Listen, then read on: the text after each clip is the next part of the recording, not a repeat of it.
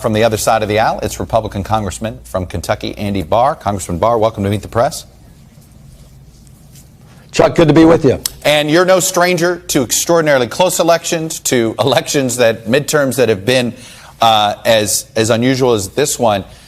You've seen our poll. I want to start with the top issue. The fact that threats to democracy have overtaken cost of living. Look, 6 months ago, it seemed like you guys were going to ride the cost of living issue to the majority. Cost of living is certainly an important issue, but it's not the only one anymore. Are you concerned that with lower gas prices that all of a sudden you guys don't have the right message to win this? Well, Chuck, at the beginning of the program, you made the important point that the American people are angry and anxious, and there's a reason why the American people are angry and anxious, and it's because they are worse off under the policies of congressional Democrats and Joe Biden.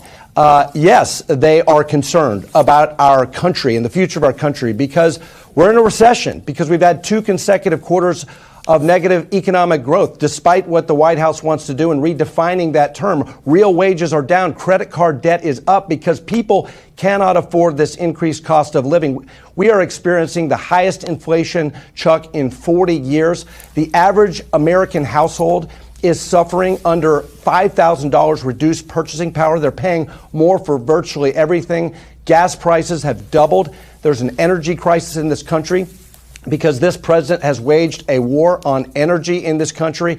We are no longer energy independent. In fact, we've gone from energy dominant to energy desperate in just a year and a half's time.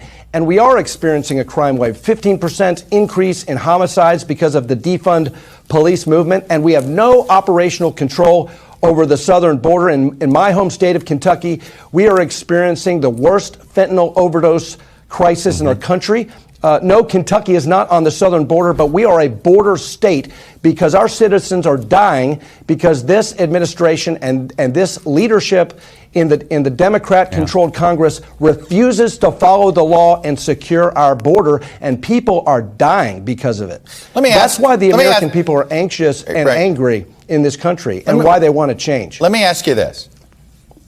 What is your plan to deal with inflation? What is the Republican plan to deal with inflation other than not supporting Joe Biden policies? And I say that because what is the proactive agenda here? Well, we have a positive agenda. We have a commitment to America, and we're going to get back to basics. Republicans are going to win landslide elections, not just because Joe Biden has done such a poor job and congressional Democrats have failed the American people on the economy, crime, and the border, but because we have a positive agenda to secure the border, to get back to basics, to stop the flow of drugs into our communities, to prevent people on the terror watch list from coming across the southern border, and to restore the Remain in Mexico policy that this administration just reversed, to finish border wall infrastructure and technology and resource border patrol. You know, the Democrats just passed a bill that would increase the workforce at the IRS by 87,000 people to come after law-abiding American small business owners and harass them. We don't need more IRS agents. We need more Border Patrol agents. And we have a common sense plan to reduce the cost of living, to lower the cost of the pump. We want to restore American energy independence. We're going to end these policies that prevent us from being energy independent. We're going to stop the politicization of the financing of energy, and we are going to produce more energy to reduce our dependence on foreign sources of energy and also speculative, unreliable sources of energy that this administration is so obsessed about. Let me ask you about the IRS talking point, because I just don't get it. Because a lot of Republicans have talked about dealing with waste, fraud, and abuse. The current head of the IRS, who was a Trump appointee, said he didn't have enough people to essentially, that the biggest problem we have is people don't pay the taxes that they're supposed to pay. If you're upset about extra IRS agents, stop cheating on your taxes, Congressman. And I'm not saying you personally, but I mean, I'm talking about in general. Right, Chuck. Well, no, look, everybody believes that people should pay their taxes, but the nonpartisan Congressional Budget Office looking at this legislation, this reconciliation bill, this Inflation Expansion Act, says that $20 billion of these audits are going to come at the expense of low and middle income Americans. When Joe Biden and his campaign promised the American people that, taxes were not going to go up for people earning less than $400,000, that was a lie. This bill is going to come at the expense of the American people. Raising taxes on energy producers, job creators, and people trying to save for retirement in the middle of a recession, I don't know for the life of me why they think that's a winning strategy in a situation where Americans can't afford gas, they can't afford groceries.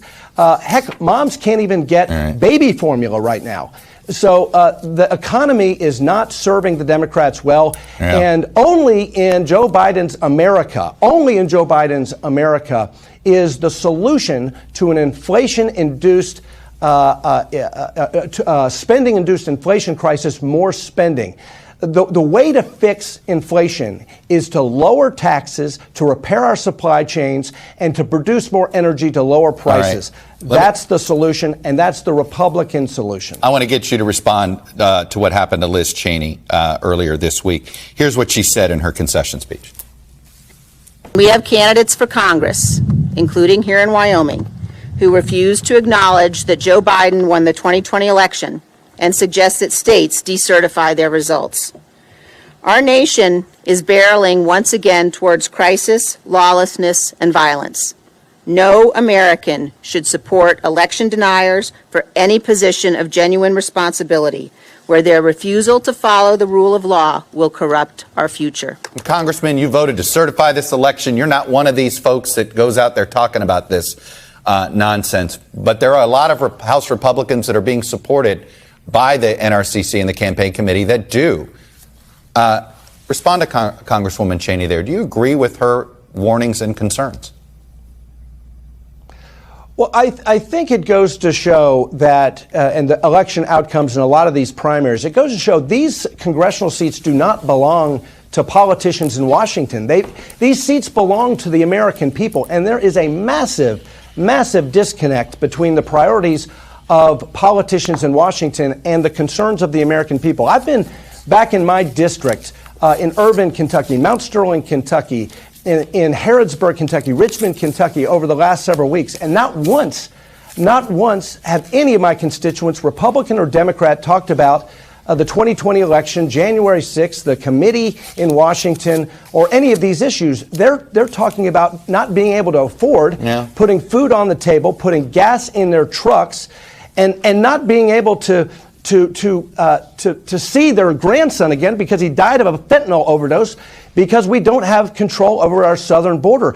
That's what the American people care about, and politicians who obsess about the past are not in touch with the American people. That's why the Democrats it sounds like are going to you lose don't believe this election big Republicans. time. So you're saying Republicans who are campaigning on Donald Trump's election denialism are making a mistake? What I'm saying is that Republicans are going to win this election because we're laser focused on what the American people actually care about. And that is the rising price of gas, the rising price of groceries, the fact that we can't find baby formula on the shelves, the crime crisis in this country. You know, the Democrats are advocating a dangerous policy of not only defunding the police, but eliminating cash bail, eliminating qualified immunity for law enforcement, and homicides are up 15% in this country. Americans want security and safety. Democrats are not delivering that. We have a positive agenda to put the country back on the right track. Giving you a lot of airtime here. Congressman Andy Barr, Republican from Kentucky, really appreciate you coming on and sharing your perspective about this campaign with us as well. So thank you, Chuck. When we come back, President Biden